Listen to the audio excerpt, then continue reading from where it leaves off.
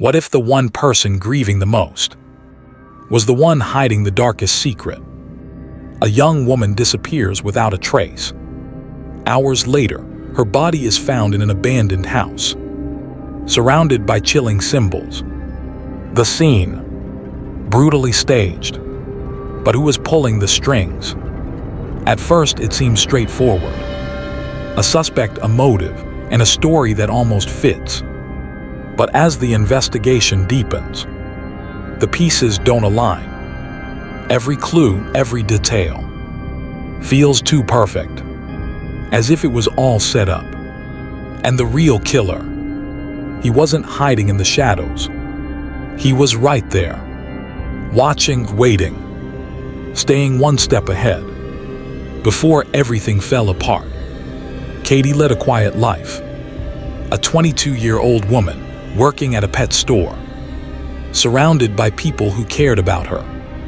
Her smile was warm, her heart kind. She was someone you could trust. But beneath the surface, a storm was brewing. Her marriage to John was strained. Arguments over jealousy, trust. Emotions pushed to the edge. From the outside, everything appeared normal. But sometimes, the most dangerous problems are the ones no one sees. October 24th, 2016. Katie finishes her shift. A quick call to her mom to confirm dinner plans. A selfie, her last one. A moment she didn't know would be the last.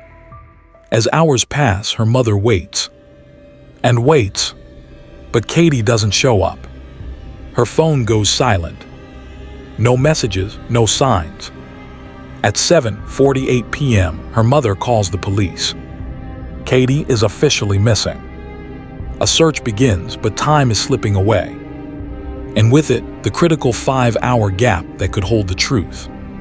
Just after midnight, a call comes in.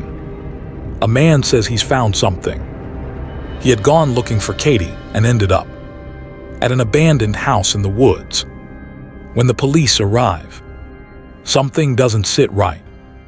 The house is eerily quiet. Graffiti marks the walls. Satanic symbols painted in red. The basement holds a secret. A sealed concrete box. And inside, Katie's body.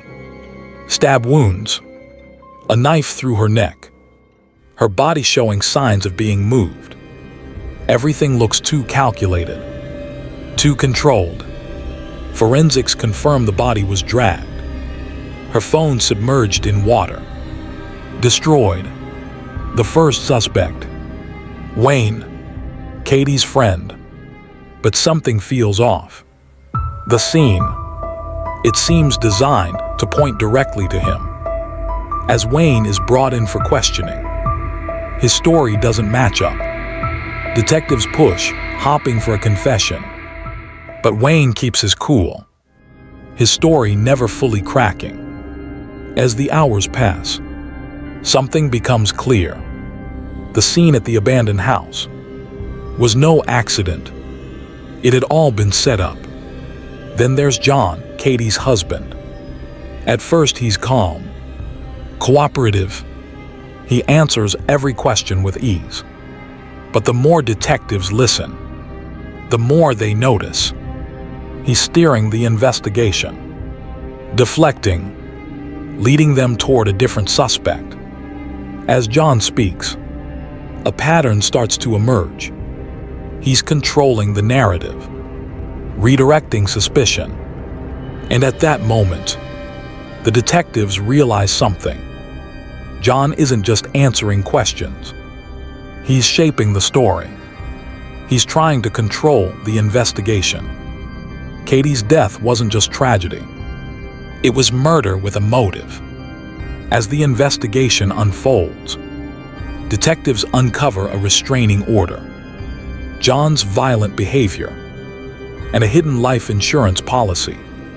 For the first time, John becomes a suspect, a real suspect, and they start to piece together what had been missing. But the breakthrough comes when detectives set a trap at Katie's funeral. They need DNA. It's risky, unconventional, but it's their only shot. They place hidden cameras, set up the room, waiting for John to take the bait. What they capture, more than they expected. John walks up to Katie's casket. He lingers, then pulls out his phone and begins taking pictures. His actions, cold, unsettling, and standing next to him, an unexpected figure.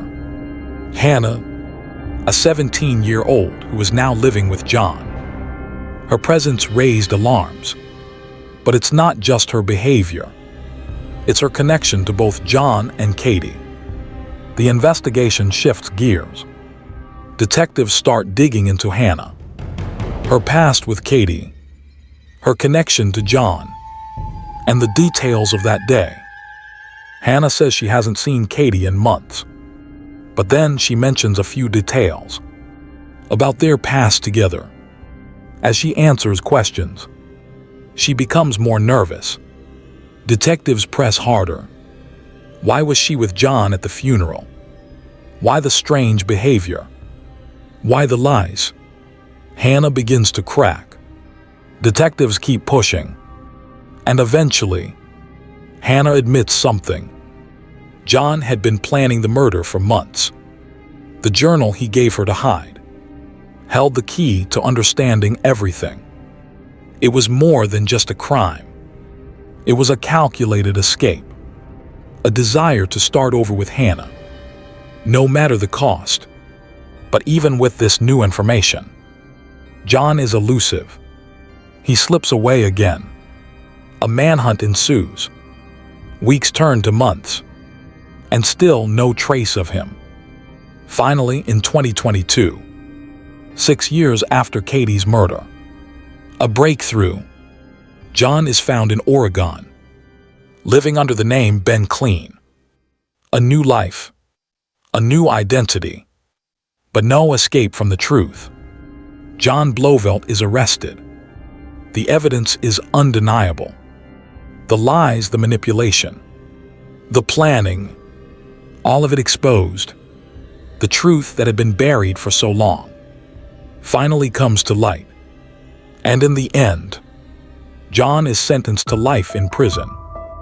Hannah, too, faces justice. 10 years for her role in the cover-up. But the mystery of how Katie ended up in that abandoned house remains. Her phone damaged beyond repair. Her final moments still unclear.